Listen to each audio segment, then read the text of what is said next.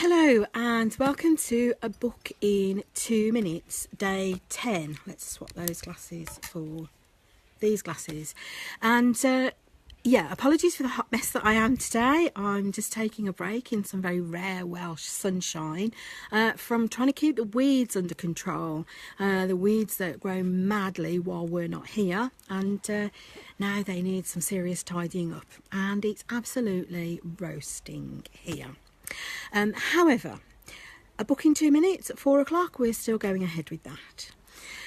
And my name is Lindsay Milner, if you haven't met me before, and I'm a training and development consultant working mainly with non-profit organisations to help them with their workplace culture, so to help them be awesome workplaces. And while I've been doing that work, I have read a lot of books, many of which have been really useful, books on management, books on thinking, business development and personal development, and I thought it might be quite interesting to share some of those with you. So today's book is The One Thing by Gary Keller and Papasan.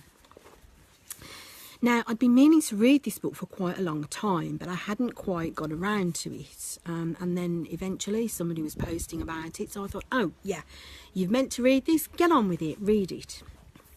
And the central premise is that if we want to get anything done, if we want to achieve anything, then we have to focus on just one thing at a time. Now, there's a lot in here about multitasking and how it doesn't work, and I'm totally on board with that. If you're working on something, then you focus on that. I totally agree with him there. But he also has a number of other myths that he wants to dispel. Things like, sorry, the umbrella is now blowing in the way. Things like work-life balance and how that's a myth as well. Willpower is a myth, which again, if you tuned in a couple of days ago, you might agree with me over that one.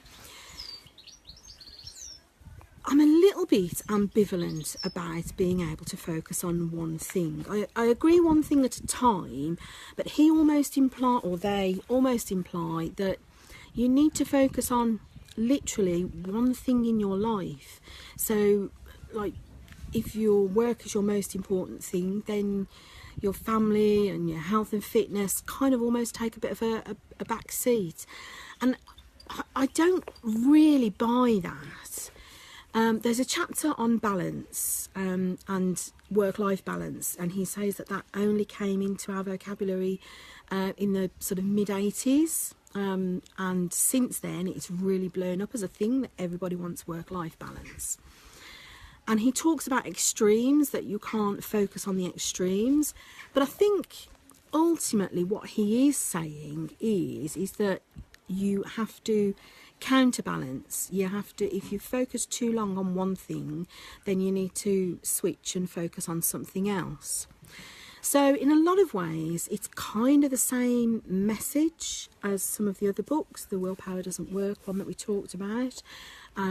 He also reinforces a lot of what's said about habits. Charles Duhigg and his, replacing habits.